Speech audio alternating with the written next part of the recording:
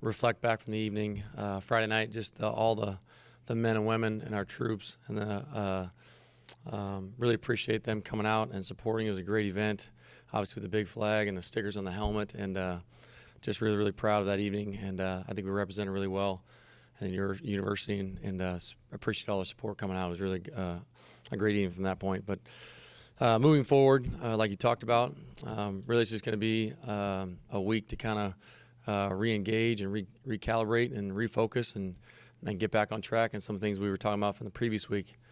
And again, I think when you have a short amount of time from the time it all went down in that first week, we tried to accomplish things, and we still have to build on that. And 'cause I think there was some positives out of that game last week. We have to continue to build on that as we move forward into the next game. What was the best thing that happened for your team on Friday night? I would say the best thing would be, I think, on all three phases. The first thing we talked about as a team was relentless effort. I think they played with a lot of passion and a lot of effort, and they played really, really hard all night long. Obviously, we fell short in a few areas, but if there's one thing I think our guys are really proud of is the effort they displayed. And there's a lot of examples I can give you, but overall, that's the one thing I'm really proud of. And you talked about last week being such a short week. This week you played on Friday, so in theory you had one extra day. Does that give you the opportunity to make more changes? I know you made some big picture changes going into Friday night, but should we expect more changes on the field on Saturday afternoon? I think scheme-wise, we'll put a game plan together based on who we're playing. Obviously, Colorado State. A lot of things you'll see the changes might be more internally as infrastructure and how we operate in-house. So you probably won't see that from the outside eye. But like I said, we're going to continue to build on our three bullet points, which I truly believe in. The relentless effort, discipline, and then demanding the standard. And I think that's the big thing from the other night is we have to set a high standard and we have to meet those standards. And we fell short in a few categories. And like I said, we'll continue to build on that as we go here through Colorado State. And I heard you talking about that on the Bulldog Insider last night about accountability and holding guys to that standard. And you mentioned the quarterback position specifically. So is that something? Are you ready to state right now what the plan is at that position, or is that something that's going to evolve over the week of practice? Yeah, no, not ready to make that statement right now.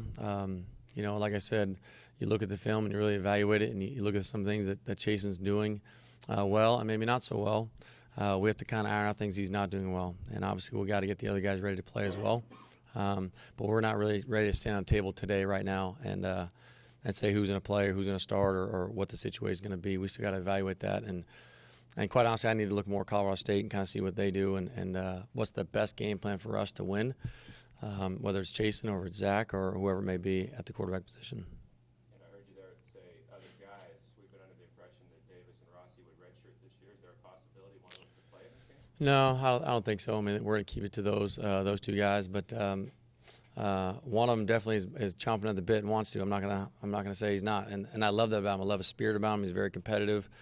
But again, you have to look at the health of the team and moving forward and make the best decision for our guys and really the individual as well. Who has a question for Coach?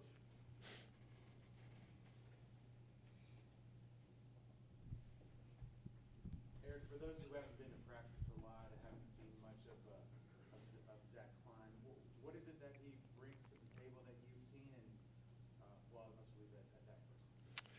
The big thing for Zach is he's an older veteran type guy, and he can really throw the ball. He's got a strong arm. He can get it out quick, and he's more your prototypical drop back type passer. So again, it kind of depends on what type of game plan we're going to go with, because when you have a more of a pure drop back passer, you kind of eliminate not all of it, but some of your quarterback run game. Some of your zone read stuff, your triple option stuff, things we've tried to implement here in the last couple of weeks. So that's why it's difficult to say you're going to go with one guy or the other. You have to kind of prepare the team based on the game plan we're going to have and then put the best guy in that fits that picture. And that's why I really want to give it another day and kind of watch more Colorado State film and get a good plan. And then whatever the best plan is, we'll move forward doing that. And, we haven't seen much of Zach during the games and stuff. Anything in particular that's been holding him back in his development, or maybe obviously Chasen had the lead in knowing the knowledge of the system having been here in the spring and stuff. Where's Zach been at in his progression? The big thing for Zach is he has to be more consistent in practice with his reads and being on the right side of the field. Because sometimes when you have a strong arm, you might be on the wrong side of the field, but you can throw really hard and really fast and squeeze it in there, and it kind of gets camouflaged because, oh, he completed that ball. Well, really the ball's supposed to be over there. And so, and again, that's not a knock on Zach. That's just kind of his nature and how he plays.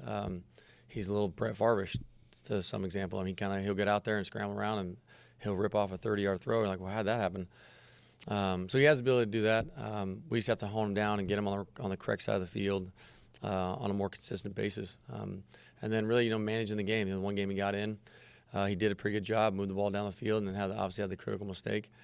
But again, not a knock on him. Everybody makes mistakes. And like I said, we got to look at the film and really study on what's the best game plan for Colorado State, because that's all that matters this week is Colorado State and getting that win. Your 3 bullet points, how do they differ from Coach Schroeder's bullet points to fast, physical, and athletic? I think it's very different. It's just 2 different styles. It's just I think a lot of things that I'm talking about and that we're preaching here as a staff now is more these 3 things can really be they really can be attributed to all the phases and all the aspects of a student athlete. You're talking about relentless effort and discipline and demanding the standard. That can apply on the football field. That can apply in life. That can apply in the classroom. There's a lot of areas, and really as a head football coach and the entire staff, we're building young men. We are building young men to get out in the real world. And I think a lot of those things that we're talking about now are applicable to the real world and developing young men, obviously for football, but also for life. I think if you have a lot of discipline in your life and you get your degree and you go on and you display that discipline and you do well, you'll be able to move up the ladder and have a career and become a vice president or president of a company or whatever it may be. Relentless effort. Guys that work at it and work really hard can be successful in life. Demanding the standard. If you have a very high standard for yourself and you have a good self-esteem about yourself and you meet those things, you can do things in life, whether it's a good father, a good husband, a good business person, whatever it may be. A lot of these things we're teaching now obviously are applicable now to football, but they also apply to a lot of areas of their life. Your relationship with Coach Ward, how was it before and how is it now that obviously you've been elevated to interim while also being coach? He's been an absolute rock star, to be honest. I mean, he's really been good. I mean, he's been very helpful, and we talk a little bit more, obviously, during the game just because we're both on the sideline together. But he's been very professional and very good, and I'm very happy that Coach Ward's here, and he does a good job. I mean, that defense played really hard the other night, and he's got those guys playing at a very high level. So the relationship really hasn't changed. It's really been kind of the same, really. Just I think we probably talk more because Coach DeRuiter was kind of a defensive guy, so they would kind of bounce ideas off each other. And now it's more myself and Coach Ward. Coach, what's it like to be a head coach? Do the players look at you different? Do the other coaches look at you different? Does my guy Grant, the video guy over there, look at you different? What's that like? I really don't get caught up in how people perceive or look at me. That's probably a question for them, really. Probably have to ask them if they. Do you notice anything, though? Not really. I mean, it sounds very silly, but like when you ask them to do something, now all of a sudden they're probably moving a little faster. They're trying to get it done, which is good because it's in today's world, a lot of people can have. If you ask them to do something, they can give you 15 reasons on why you can't get something done, and I always give it back to them. Well, find a way to find a way. There's a way. We just have to find it.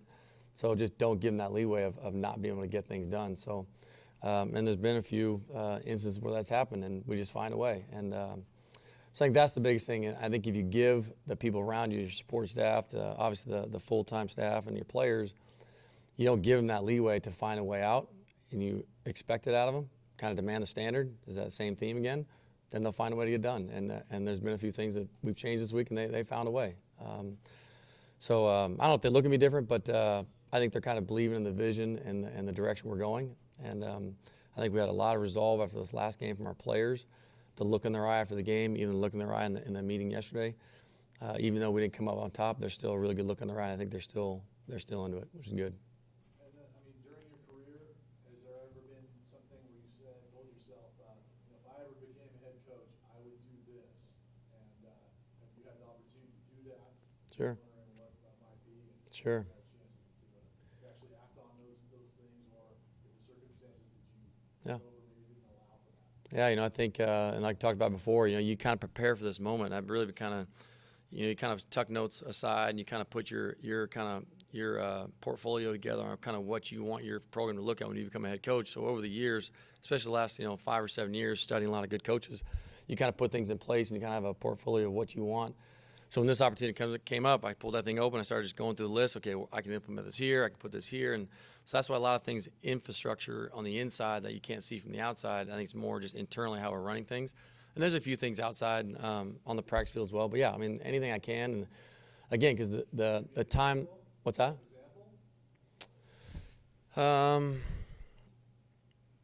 Boy, I don't know. I can't think of one off the top of my head.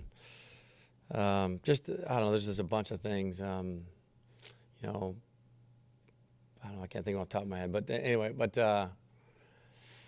yeah, it's tough. It's tough to say. It's just there's a lot of things that you kind of do, and it's really just how we run the team. And I think they're really buying it, and it helps you have a chance to ask the players as well when they get up here.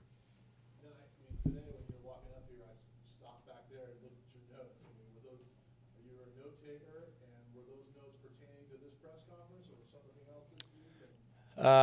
Yeah, I'm definitely I like to prepare. I mean, I'm big into preparation, and I think when your opportunity meets that preparation, you can have good results. And I think if some guys can just come up here and wing it, and I like to have everything kind of dialed up, and not necessarily just about this press conference, but really everything we're doing. It's very calculated, it's very organized. There's a meaning and a purpose for everything we're doing, because our time is so short. You don't have a lot of time, so you can't just waste any minutes throughout the day. And even for us here, I mean, you talk about right now, I mean, the time that we are guaranteed right now, we're guaranteed 4 weeks. That's all we get. So within that time, I got to make sure every minute is maximized. Everything we're doing is maximized, and try to pull the most out of these players and the staff and this organization and the program to make sure we can put a good product on the field on Saturday. Coach, every week you evaluate the players. How would you evaluate yourself in your first head coaching experience? I think there's always things you can look at and reflect on and where you can get better. In fact, I've told people. In fact, I told Matthew last night when we were driving back. I said, you have to when you're in this position, you can't just think you have it all figured out. I think, and that's in anywhere, in any position, you have to always continue to build and get better, and you have to look yourself in the mirror and reflect on that. And obviously, the first time through it, sure you take some notes. I mean, it might be a simple thing as we had a team dinner under the tent, and we went back as a staff, and we kind of sit down the next day. Okay, how can we make this better? What can we do? Well, I mean, we have 2 lines of food, and have the drinks over here, just schematically how it all works out, because it's everything is planned and organized and executed. So I think it's good. Even like last night, I was talking to Matt about, hey, if there's anything I can do with the media or where I'm at, hey, coach me up. I'm okay. I want to be critiqued. I want to be because that's how you get better. I think if you get comfortable and you stay the same, you'll have the same results. So I think you have to continue to challenge yourself. And that's really come more the inner competitive of myself and my nature is I want to be better. I want to be the best. And I want to continue. And I want that for everybody. I want that entire organization. So, just reflect back on some things. There's always things I can improve on. And believe me, I'm watching myself. I watch myself very closely. Not in an egotistical way, but more just how I can make myself better and make this team better. Coach, we know you're an offensive guy, but you talked about the defense flying around, especially Juju Kiesau, who just stood out there. How much of an impact is he making just as a true freshman? Guy's playing really good football. And like you hit on, I'm not going to mess too much with the X and O's and whammy. That's why he's here, and he does a great job. On defense and special teams, I'm the effort coach. And I just want guys flying around. So Coach Ward can get them lined up, and the staff can get them lined up. But there's one thing that I can put a push on is going to be their effort and how they play, and make sure that all 11 guys are around the ball. You mentioned Juju. You got Jeff Camille. You got Glass up here. There's some guys that are really playing hard football right now. And the challenge I made to the team the other day in our meeting was right now we have probably 7 or 8 or 9. When we get 11 flying around, that's when the difference will happen. That's when it'll change. And so I'm really proud of their effort. They're playing really, really hard, and Juju's doing a great job as a freshman. Guys really stepping up, made a few big plays in this last game, especially on the 4th and 1. So I'm really proud of his effort. How big of a difference have you seen from the first week, the way that the defense played to like last week? Well, quite honestly, I've never watched the defense. I mean, usually when I was the offense coordinator when the defense was up, I was talking to the offense. My back was to the game because I was getting the offense ready for the next series. But every time someone come up, I was, hey, what happened? What happened? So I really didn't get a chance to watch too much of. Every now and then I'd sneak a peek, but for the most part, 95% of the time, I was down on the offense trying to get the offense lined up. So that was my first real take to watch it live in person. And I thought they did a great job, and they ran around and made some plays. And I really think, I said this to the team, I think the rushing yards that Air Force had did not reflect the effort they played with. Now I think we have to clean up some discipline our assignments and getting lined up a little bit better, which we can do that. We can correct that. But you put those two together with effort and 11 guys flying around, we'll have better results on Saturday. Looking forward, Colorado State's 4-4. What do you guys know about the Rams this year? They're very solid on defense. They've had a couple games, close games, one notably against Boise State. They probably could have won that game. They're a very good, solid football team. They're very sound on defense. And offensively, they're going to pound the ball, a lot of pro-style run, two-back, and run at you, and some play action over the top. And again, they're a very, very sound football team. Again, I just have a small glimpse of them right now. I have to go back and study more all day today. But again, it'll be another great challenge. And again, we have to understand who our opponent is, and I understand that. We have to know what they're doing, where they're lining up. But right now, more importantly, it's about us, and it's about our development and how we play. Because if we play our game, we play really hard, and we continue to execute and clean up our mistakes, the opponent really shouldn't matter so much to a certain degree. So it really is about us. I know a lot of coaches have snickered at questions about altitude over the years, but when you were coaching in Colorado for 5 years and a team from sea level elevation came in, did you feel like you guys had an advantage? We did. Sometimes you try to go in no huddle and get them tired a little bit. And so we'll obviously face that challenge this week, and we'll be smart about it. And again, there's not really much you can prepare for. You really can't go anywhere to change that. It's more about just talking to them and letting them know mentally what's going to happen, and make sure they get good rest on the sideline. It'd really help if I don't go 3 and out to help the defense, so they can get a little rest as well. And you just have to be smart about it and just really get them mentally prepared, because really physically there's nothing you can really do about it right now. And is that one of the reasons that you guys are doing a walkthrough there Friday night? Because that's something this program hasn't done since Coach Gruder's been. Yeah, we're going to do that just to change it up. That's just another small thing where when you have a young team and a lot of young players that are playing for you, I think sometimes we assume that these kids, when they walk into stadiums, that they don't get, not overwhelmed, but they take probably their first 30 minutes of pregame or going out there early and run around just to check the stadium out. So I want to get that out of the way. I want to go there, walk around, see the stadium, see what it's like, know where the 25-second clock or the 40-second clocks are, just get an awareness, a sense of awareness of where we are. So when we enter that field and we get there on Saturday, we can escape all those distractions and really just focus on our game and not worry and not be looking around. And so I want to get that out of the way, especially with a lot of our young players who have never been there. Eric, what's been the offensive line's progression at this point? Obviously, in the early part of the season, it was very obvious that they were struggling there. Yeah. Have you seen any progression there? Big time improvement. And again, I'll refer back to the first couple games, but you're talking about, both of our tackles and our guard who have never played a college football game their entire life. So yes, it's going to be different, especially playing a team like Nebraska, playing like a team like Toledo, who got very good defensive fronts. The game changes, but yes, they have made progress throughout the year, especially in protection. I mean, you watch our film now. We have our effort tape we show, and I probably had 3 or 4 clips of the O-line. They're understanding their assignments. They're playing with more aggression. They're playing more confident. Again, there's things we still have to clean up, but they definitely had a huge progression throughout the year. Coach Webb's done a great job developing those kids, keeping them healthy. Knock on wood, we haven't had any serious injuries up front, and they are getting better. And hopefully we'll see our results in these last 3 weeks from those guys. All right, thank you, Coach. You got it? Taekwondo class. Got it. Thank you. That's interim head coach Eric Kiesau as Bulldogs take on the Rams of Colorado State, 4-4 squad on Saturday, 12:30 our time to kick off. We're going to hear from one of the senior captains, Taekwondo class, next. And remember, you can hear Coach Kiesau for an hour Wednesday night from the House Crew. There's Taekwondo class. Taekwondo, that game Friday night, you held Air Force in check most of the game in that rushing attack, which is in the top 5 in the country. Then the backup quarterback comes in. What changed at that point for you guys? We just seen that he was running a little harder than the first quarterback, so we just seen that he had like a little bit more effort in himself. So. And how big a challenge was that for you guys by that point? Are you tired? Are you beat down? Why do you think Air Force was so successful in that fourth quarter? I feel like he had fresh legs. He hasn't been in since a while, so once he came in, we noticed a big difference. So every time we huddle up, it's like, man, we got to get to the ball. We got to have that relentless effort to the ball because he's running a lot more harder. And they got 3 passes to Jalen Robinette early, but he didn't catch another one the rest of the night. Yeah. Why was it? Just a little blown assignment from me, but little my technique and everything, I just had to brush up on it a little bit. Well, I was giving you credit. You let him catch another one. Yeah. And you've gone up against some good wideouts all year. How does he compare? He's pretty big, so him running down the field, just bodying me a little bit, but that's it. Speaking of, guy you go into in practice, Kiesau Johnson, how impressed were you, and what does that do for your team when he makes catches like that aren't easy catches, that maybe aren't perfectly thrown, that he has to do a little extra to come up with? It hypes us up because we see him, we're like, yeah, Kiesau, like we knew that he has that in him, so every time he does it, we're just real happy for him and just happy for the team and knowing that we're getting closer to go score. And as a senior now with 3 games left in your Bulldog career, what are you playing for? Playing for the team.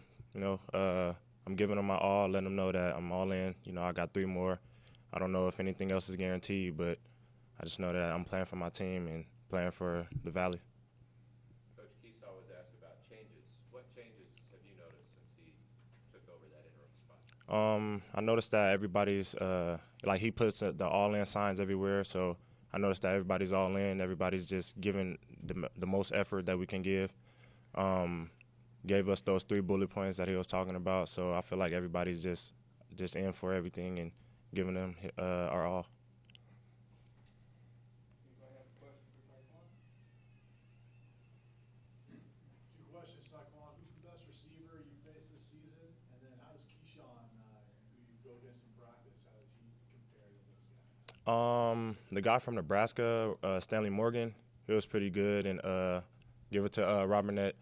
Those 2 are probably the best dudes that I went against, and then Keyshawn falls in with those 2 because he's pretty tall, he's pretty fast, and he goes up for the ball. So I give Keyshawn that. When you look at the last 3 games, you've got a bye week coming up in between. Does that change your approach, knowing that you have at least that week to maybe reflect or recover? Because you guys have you played 9 games, you'll have played 10 before you actually get to your bye week. Yeah, I mean, the bye week always comes in handy. We get a break. We'll still be practicing and everything, but we'll just game plan more and have a little bit more time to get ready for these last 3 games. Well, the last 2. How has the change in coach affected you personally? I mean, obviously, DeRuyter was the guy who helped recruit you and bring you here, and even though you weren't here for 4 years, it was his program, his system, his bullet points, and now with just a few games left, you're adjusting to a new coach. So how has that affected you? I mean, yeah, DeRuyter's a cool dude. I thank him for bringing me in and everything. And Coach Kiesau is also a great coach. I like how I get to talk to him more and everything and just see how he wants to run the program. Do you feel a difference from going from a defensive-minded head coach to an offensive-minded head coach? Nah, not really. Like, I feel like he's just always been there with us. So, I mean, I notice I get to talk to him more and everything, but How has the defense just gotten better from week 1 to where you guys are now? I just see effort every week, so I just feel like every time we go out there, we're just giving more effort, and it's like I like it because we don't like how our season is going, but every time like we just see each other always getting to the ball and just still giving it our all. Would you say the coaching change re-energized you guys at all? Wait, huh? Would you say the coaching change, going to Eric Kiesau has re-energized the clubhouse at all? Just when he's always bringing just be all in, we always think about that. We see it everywhere, so I feel like it just keeps reminding us that we got to be all in. We got to give it our all, and those 3 points that he keeps giving us, he's always hitting it on. So I feel like that's always helping us. Talked about playing for the team. There's a historic element to this too, and I don't know how much of it is, but 95 seasons of Fresno State football, there's never been a team that lost double-digit games in a season. You guys have to win 2 out of 3 to avoid that. There's never been a team in the Division I-A or the FBS era that didn't beat another FBS team, and you guys haven't, which is to win over Sac State. Do those things matter? I mean, does it make a difference to you guys 10, 20 years from now when you guys get back together to not be the team that let that happen? I mean, we'll probably think about it, but at the end of the day, like I feel like if any other team was like this, losing these games, I don't feel like they'll be together like we are, because like we're just always talking to each other about it. You know, it's kind of hard, but we just let each other know like we can't control it. I mean, we just got to go to the next one and just try to win that next game. And Coach Kiesau mentioned Juju Hughes by name. How far has he come from when you first saw him when he first got here?